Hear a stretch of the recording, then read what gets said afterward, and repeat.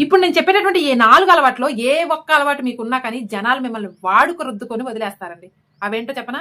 Number 1, మిమ్మల్ని మీరు త్యాగం చేసుకుంటూ పక్క వాళ్ళకి సహాయం చేయటం. సహాయం చేయాలి. కానీ మిమ్మల్ని మీరు త్యాగాలు చేసుకుంటూ సహాయం చేయాల్సిన అవసరం లేదండి. వాళ్ళేదో గొప్పవాళ్ళనుకోవాలి, గొప్ప పేరు రావాలి అని ఇలాంటి వాటి కోసం తాపత్రయపడుతూ ఉంటే దీన్ని అడ్వాంటేజ్‌గా తీసుకొని వాళ్ళు మిమ్మల్ని వాడుకొని వదిలేస్తూ ఉంటారు. నంబర్ 2, ప్రతి ఒక్కళ్ళని గుడ్డిగా నమ్మటం. నమ్మాలి. ఎంతవరకు నమ్మాలో అంతవరకే నమ్మండి. మీరు ఇలా ప్రతి ఒక్కరిని నమ్ముతారని అవతల వాళ్ళు తెలుసుకున్నారనుకోండి, వాళ్ళు నమ్మించి మిమ్మల్ని మోసం చేసే ప్రయత్నం చేస్తారు. మిమ్మల్ని వాడుకొని వదిలేస్తారు. Number 3, no చెప్పకపోవటం.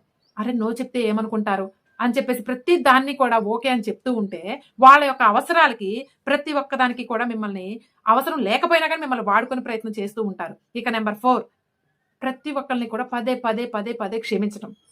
ఒక్కసారి, 2 సార్లు దానికి మించి అవతల వాళ్ళని క్షమించేయకండి. ఇలా మీరు క్షమించేయటం వల్ల మీరు నష్టపోవటం కాదు, అవతల వాళ్ళు కూడా చెడగొట్టిన వాళ్ళవుతారు.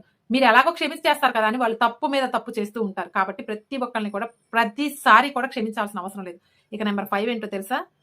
అందరితో కూడా సహాయం చేస్తూ ఉంటాం. ఇది చాలా మంచి విషయం. కానీ మీ సహాయం అక్కడ అవసరమైన వాళ్ళకి అందేలా చూడండి. అంతేకాని మీరు ప్రతి ఒక్కరికి సహాయం చేస్తున్నారు కదా అని చెప్పేసి వాళ్ళ అవసరం లేకపోయినా వాళ్ళు మిమ్మల్ని వాడుకోవడానికి మాత్రమే ప్రతి ఒక్కదానికి మీ ముందుకొచ్చే అవకాశం ఉంది. కాబట్టి ఈ 4 అలవాట్లు లేదా ఈ 5 అలవాట్లో ఏ ఒక్కటి మీకు లేకుండా చూసుకోండి. ఉంటే మానుకోండి. అప్పుడే మీరు జీవితంలో ఎదుగుతారు. ఈ జనాల వలలో పడి వాళ్ళు వాడుకునే ప్రయత్నం మానేస్తారు. మీరేమంటారు?